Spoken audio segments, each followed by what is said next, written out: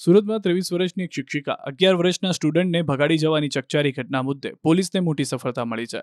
આ ઘટનાના 4 દિવસ બાદ શિક્ષિકાએ પોલીસે ઝડપી લીધી છે. પૂણા પોલીસે 11 વર્ષના વિદ્યાર્થીના પ્રેમમાં પડેલી શિક્ષિકાની ધરપકડ કરી. શિક્ષિકા વિદ્યાર્થીને લઈને ભાગી ગયા બાદ તેનો મોબાઈલ નંબર રેલવે સ્ટેશન ખાતે બંધ થઈ ગયો હતો.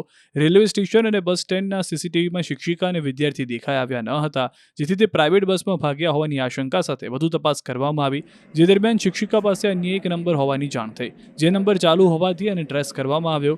મોબાઈલ નંબરના આધારે પૂણા પોલીસ દ્વારા 4 પોલીસ કર્મીઓની એક ટીમને શિક્ષિકા અને વિદ્યાર્થી પાછળ મોકલવામાં આવ્યા. તેમને સવારે 4 વાગ્યા આસપાસ રાજસ્થાનની બોર્ડર પર શામળાજી પાસે ચાલુ બસમાંથી ઝડપી પાડવામાં આવ્યા. બંનેને બસમાંથી નીચે ઉતારી પોલીસ કર્મીઓ સુરત પરત પહોંચ્યા. છેલ્લા 4 દિવસથી શિક્ષિકા અને વિદ્યાર્થી બંને બસમાં સફર કરીને સુરતથી 390 કિલોમીટરથી પણ વધુ દૂર પહોંચી ગયા હતા.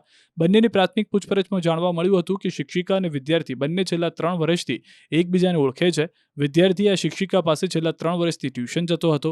પહેલા 3 વિદ્યાર્થી હતા, જ્યારે છેલ્લા 1 વર્ષથી આ એક જ વિદ્યાર્થી તેના ઘરે ટ્યુશન માટે જતો હતો, જેથી બંને એકબીજાને પસંદ પણ કરવા લાગ્યા હતા.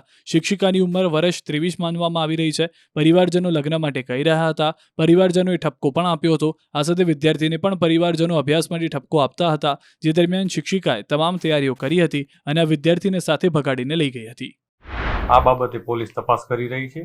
આ લોકો જ્યારે 25 તારીખે અહીંથી નીકળી ગયા ત્યારે પહેલાં સુરતમાં જ થોડાક આંટા ફેરા માર્યા. ત્યારબાદ ત્યાંથી અમદાવાદ જતા રહ્યા. બીજે દિવસે અમદાવાદ ગયા. અમદાવાદ થોડુંક ફર્યા. ત્યાંથી પછી તેઓ દિલ્હી જતા રહ્યા.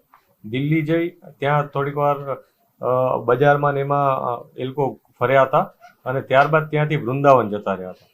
વૃંદાવનથી પાછા એ લોકો જયપુર ગયા. જયપુરમાં રહેવાની માટે ખૂબ શોધખોળ કરી, થોડુંક ફર્યા, પરંતુ જયપુરમાં કોઈ એમને સ્ટેબિલિટી ન મળી એટલે એ લોકો બીજો કોઈ વિસ્તાર પસંદ કરવા આ ગુજરાત તરફ આવતા હતા.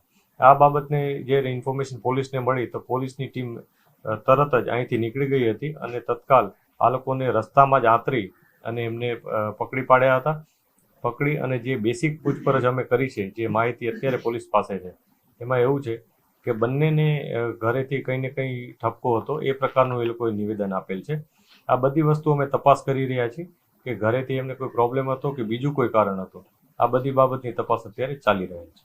જે બેન છે અત્યારે પોલીસને જે પ્રાઇમરી ઇન્ફોર્મેશન આપી છે એમાં એમણે એવું કીધું છે કે એમને કામ કરવા બાબતે ઘરેથી વારંવાર કહેવામાં આવતું હતું. એ બાબતે ઠપકો પણ વારંવાર આપવામાં આવતો હતો અને પોતે ટ્યુશન ચલાવી અને પોતાનું કામ કરે છે. અગાઉ તેઓ નર્સ પણ હતા.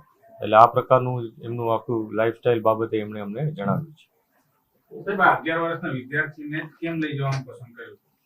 આ જે વિદ્યાર્થી છે એ અત્યારે જે અમને એવું જાણવા મળ્યું છે કે જે બેન છે પહેલા બહુ બધા સ્ટુડન્ટ્સને ભણાવતા હતા. ત્યારબાદ બીજા સ્ટુડન્ટ એ લોકોએ ઘર ચેન્જ કર્યું એટલે બીજા સ્ટુડન્ટ એમનાથી સાથે નહીં હતા, પરંતુ આ સ્ટુડન્ટ એમના ઘરની નજીક હતો. એમની સાથે કન્ટિન્યુ જઈને ટ્યુશન ચાલુ રાખ્યા હતા.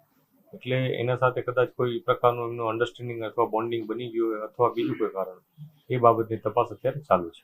11 વર્ષના વિદ્યાર્થી જોડે 23 વર્ષીય શિક્ષિકાનો કોઈ પ્રેમ સંબંધ હોવાની કોઈ ચર્ચા થઈ?